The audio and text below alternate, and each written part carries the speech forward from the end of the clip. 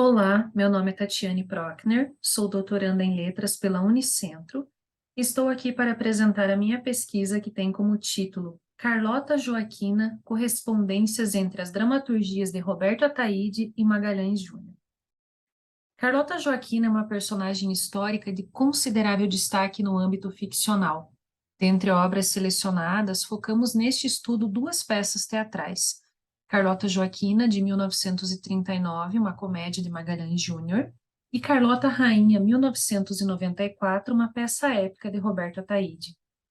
Ambas as obras se valem de fatos históricos, criando a partir de relatos, documentos e também de narrativas controversas, um universo carlotesco e o que poderia ter acontecido nos interstícios da história dessa personagem.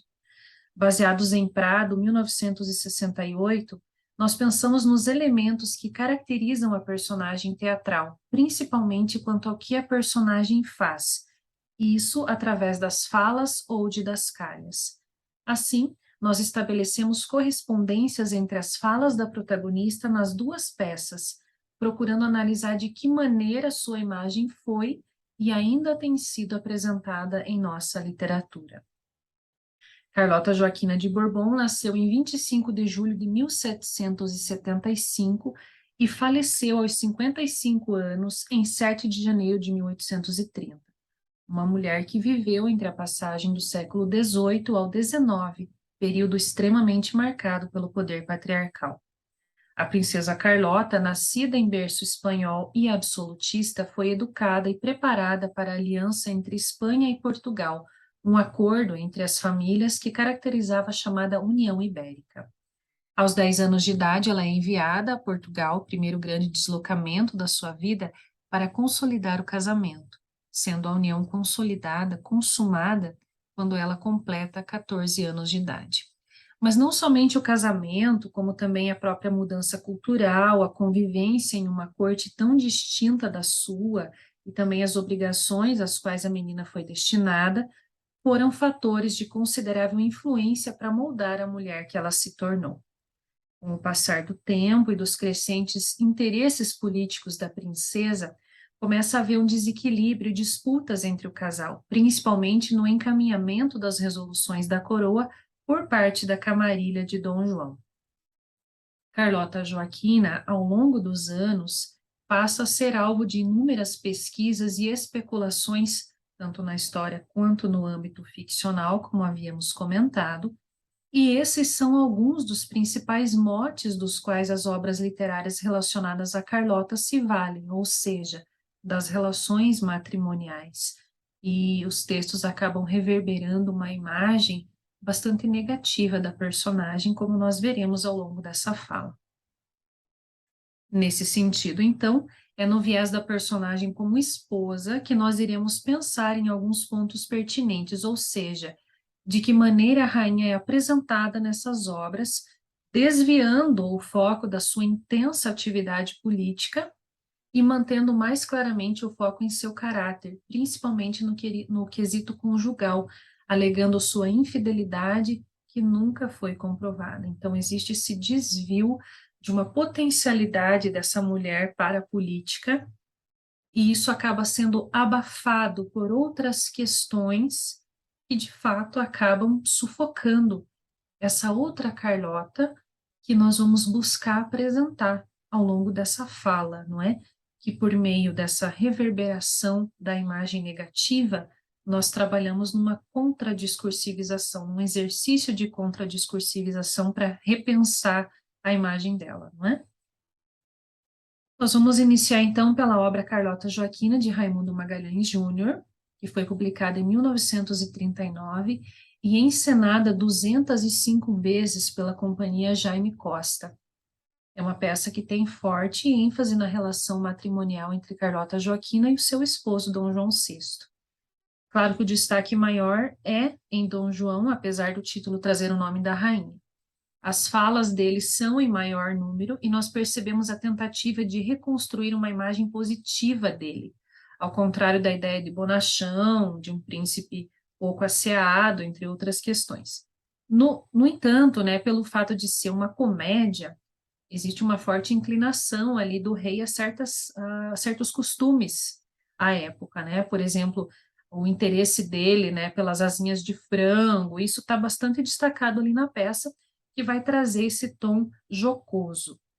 Porém, por outro lado, o lado ardiloso dele aparece muito ali, principalmente direcionado contra a sua esposa, a sua mulher.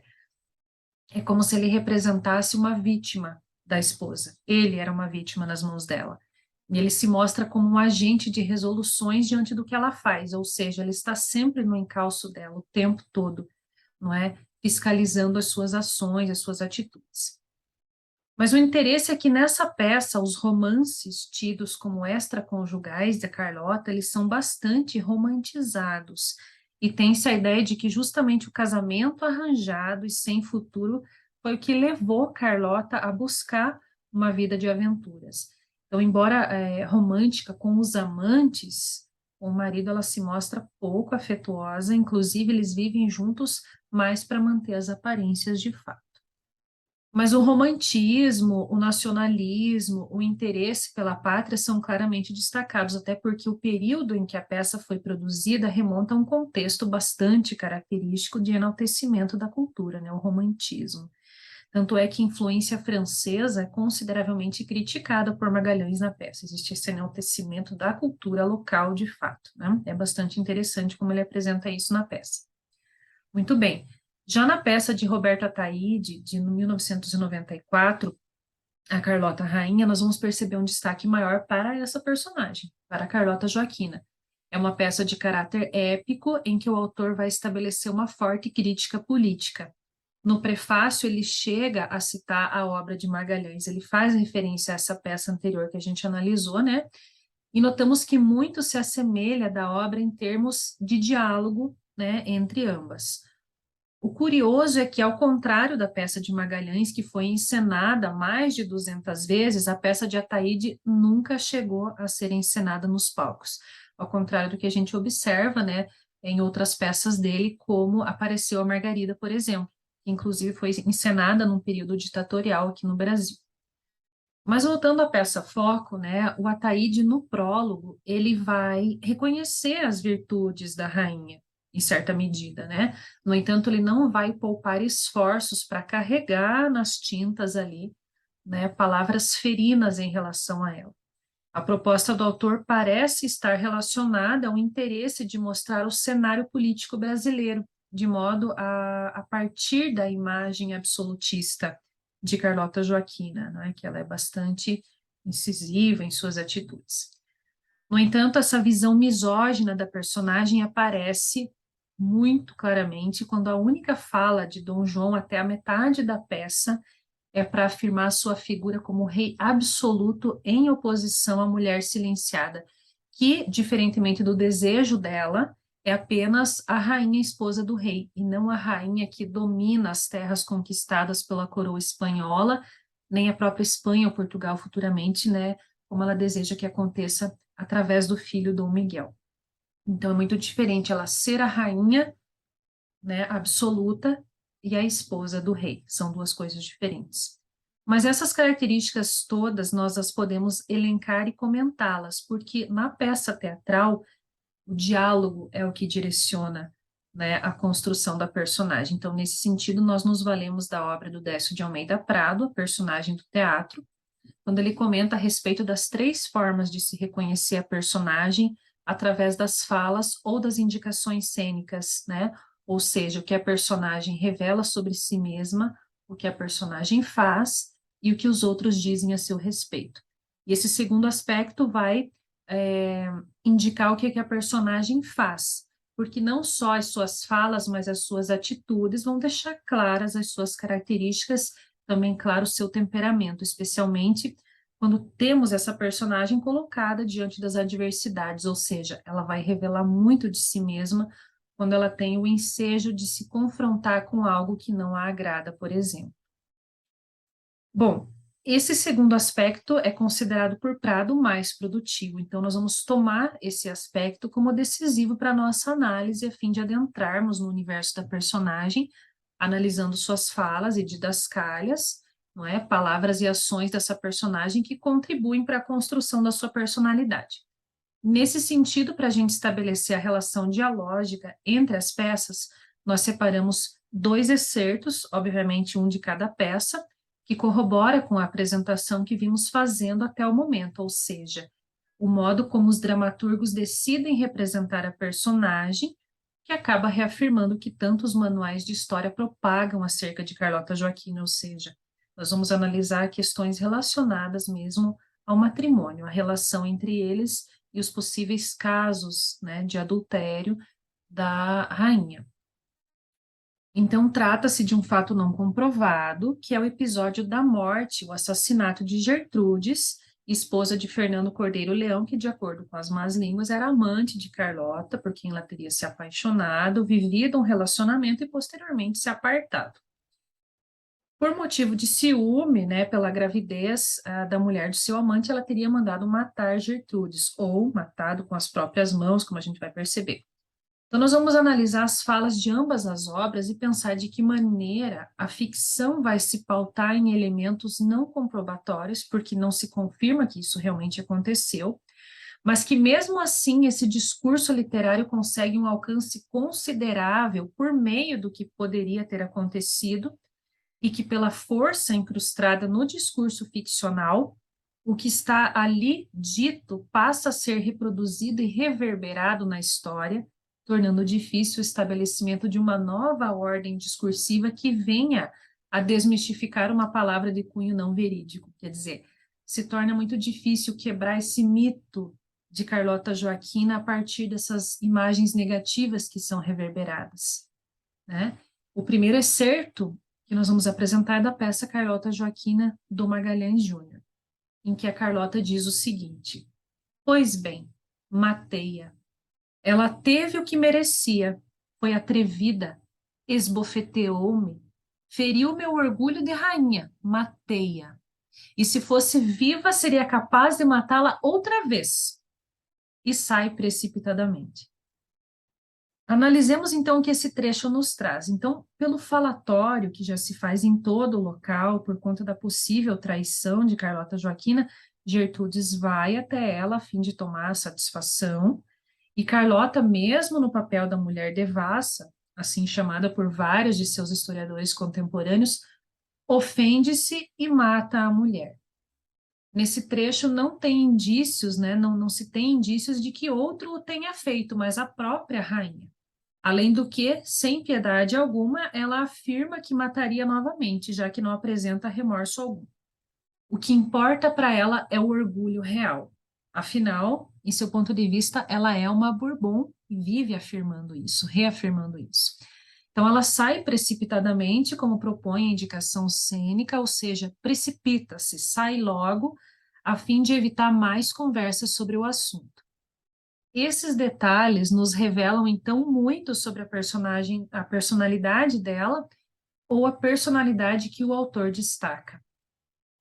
Para manter a ordem, Dom João queima a ordem de prisão para Carlota, a fim de que ninguém mais fale ou saiba do ocorrido. Já em Roberto Ataíde, Carlota manda matar Gertrudes. Aliás, o autor vai amenizar um pouquinho essa passagem em termos, né? Solicitando que lhe deem um susto. No entanto, algo pior vai acontecer. Vai chegar o seu escravo, Filisbino, arrasado, quase chorando, porque ao contrário do que ela afirma, ele tem uma alma dentro do corpo. E ele vai dizer: desculpa, nhanhá, nego fez o mandado da sora, está tudo acabado, madame está morta.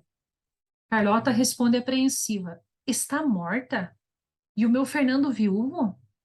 Filisbino responde que o capoeira orelha mandou matar ela, a mó de querer mais moeda de ouro.